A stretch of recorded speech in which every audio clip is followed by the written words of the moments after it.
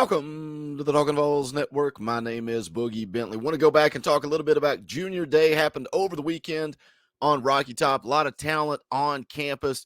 3 5-star prospects actually on Rocky Top as well. One of those, Ryan Wingo, made a video about him earlier, one of the top wide receivers in the country. The way things seem to be trending with Ryan Wingo seems to me like he's going to be a Vol.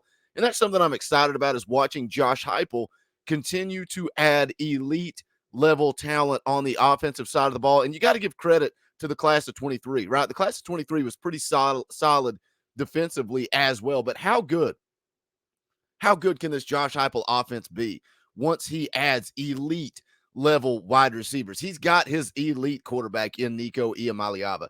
And I know his future is yet to be determined, but all signs indicate Nico's going to be just fine at the quarterback position. So what happens when you start adding guys like Ryan Wingo? And another guy on campus this weekend that I want to talk about in this video particularly is Mike Matthews. And he's listed as an athlete, 6'2", 180 pounds, out of Georgia. 247 Sports Composite has him as a 5-star prospect, listed as the #1 player out of the state of Georgia, also the #1 athlete in the country, and the 3rd ranked overall player. This is elite level talent that was on campus taking in Junior Day. We'll get into it. We'll talk about it. As always, do me a favor. Go ahead and smash that like button just below the video. It's quick, it's free, it's easy. It helps the channel. I would greatly appreciate it. Also, if you are new to the Talkin Vols Network, welcome. We're not experts. We're not insiders. This channel is for the fans, by the fans. If you like what we do, make sure you go ahead and subscribe. Click that bell for notifications. You won't miss out when we go live or when we drop a video. Focusing a whole lot right now on recruiting, on the class of 24. This Junior Day kind of kicked things off. We're also keeping you guys up to date on the transfer portal as well.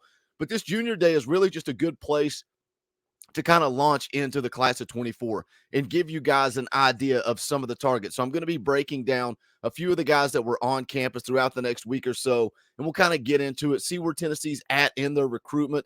Let's jump back into Mike Matthews. Again, 6'2", 180 pounds, 5-star prospect. He can play wide receiver, or he also plays safety, so he's listed as an athlete.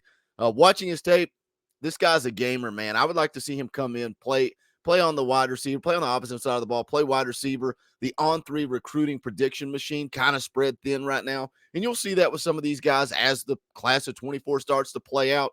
Georgia out front, 26.5%. Clemson, 23.2%. Tennessee at 13.5%. And Alabama at 11.2%.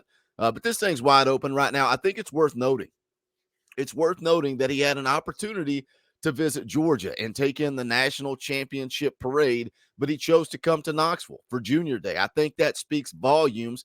He likes Coach Heupel. He likes the staff. What they did for Junior Day, some of you guys always ask, what the heck is a Junior Day? And again, it's kind of a launching pad for the class of 24, building relationships with these kids, getting them on campus.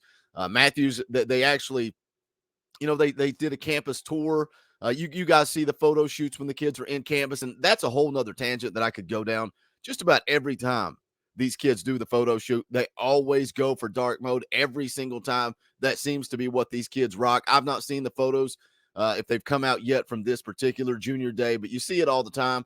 They also get to visit with the staff. They took in the basketball game, which, again, didn't exactly go Tennessee's way, but Mike Matthews got to see the atmosphere, what Knoxville's all about.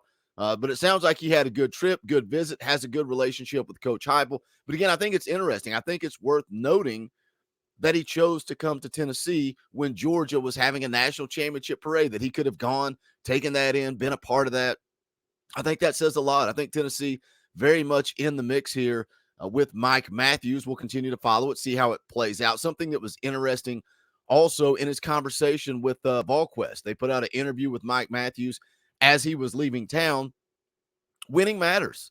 Winning cures everything. And that's something that he talked about in his interview. Talked about how Tennessee, didn't used to be that great.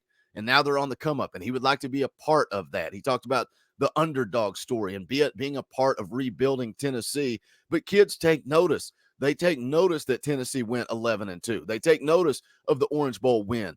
Something that Austin Price mentioned to him in the interview. If he knew about Jalen Hyatt and the Bolitnikoff, of course he knows about that. You don't think Josh Heupel is selling every single wide receiver? Hey, we got the Bolitnikoff Award winner. It's just like Ohio State. You create that pipeline to the NFL. You put Velus Jones in the league. You put Jalen Hyatt in the league. You put Cedric Tillman in the league. Now we got to get Brew McCoy to the league.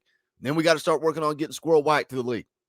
You create a pipeline to the NFL, and then how good can this Tennessee offense be? How much better can it be? You're coming off of a year where they broke the record for points scored in a single season for Tennessee. Number one scoring offense in the country. Number one yards per game. How much better can it get? How much better can it get with Nico, with some of these five-star wide receivers that are showing interest in Tennessee? And some of you guys say, Boogie, you keep saying what five-star or what wide receiver wouldn't want to play in this offense? Well, clearly a bunch of them. But then you got to look at the player evaluation and the player development. Guys like Nathan Laycock. A lot of people weren't happy when Tennessee took Nathan Laycock. Now he's all over everybody's radar, and he's not even participated in spring camp yet. How good can Nathan Laycock be? How good can Mike Matthews be in this offense? How good can Ron Wingo be in this offense? How much better can it get? And again, not taking away from the defensive side of the ball. We talked a little bit about this in the NCAA stream last night, playing a little Vol football, talking a little Vol football. Always a good time with the Sunday night crew. Josh Heupel's just got to be good enough on defense. And what he did in the class of 23 at the linebacker position, adding Arian Carter, adding Jalen Smith, Jeremiah Telander, adding some legit corners, Ricky Gibson, Christian Conyer, Jordan Matthews, adding two of the top 10 edge rushers in Shandavion Bradley and Caleb Herring. That's a stacked recruiting class defensively.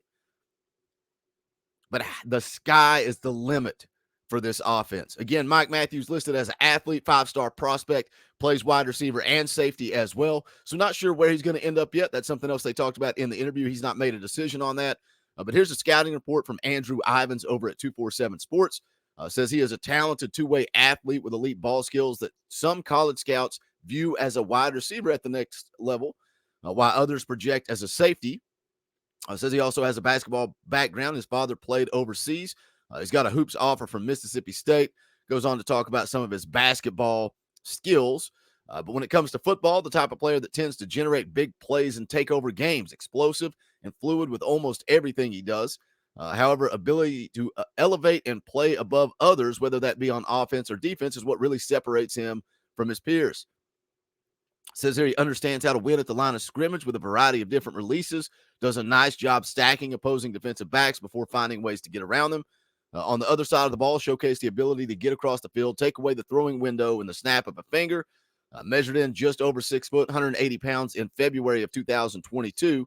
Said he should continue to fill out a rather lanky frame over the next few years, which is promising because added weight is likely only going to make him more competitive after the catch and more spirited as an open field tackler. Wraps up here, says should be viewed as one of the top perimeter players in the class of 24. Offensive production on Friday nights suggests that his future might be catching passes, not defending them, but back seven defenders that can slow down high-powered offense passing attacks are only getting more and more valuable in this era of football. NFL upside. It wraps up the scouting report on Mike Matthews. But again, I just want to kind of highlight some of these kids that were on campus for Junior Day because this is the group of guys that Tennessee is going to be in pursuit of. A lot of these names we're going to talk about over the next week or two are guys that you're going to get real familiar with, and we're going to be talking about and tracking the recruiting, tracking the visits. So we'll keep you guys updated. Let me know if there's any other guys you want me to cover with Coach Jay in the film breakdown. I know some of you guys said Sammy Brown. Some of you guys want to see Ron Wingo. We're going to continue that series, dropping a video every single week as well. But we got more content coming your way. As always, do me a favor, smash that thumbs up on the way out the door. Also, go check out the official merchandise of the Talkin' Vols Network. You can go to bonfire.com/store/Talkin' Vols. Any and all support greatly appreciated, as I say every video. Thank you to the members of the channel. I could not do this as a job without your support. You guys are what make it possible. So thank you. If you can donate as little as $1 a month, hit that join button down below. You get custom Talkin' Vols emojis, access to fan call-in shows, get a power T beside your name, all kinds of fun perks and benefits. But that's going to do it for this one. This is the Talkin' Vols Network. My name is Boogie Bentley. Go Big Orange.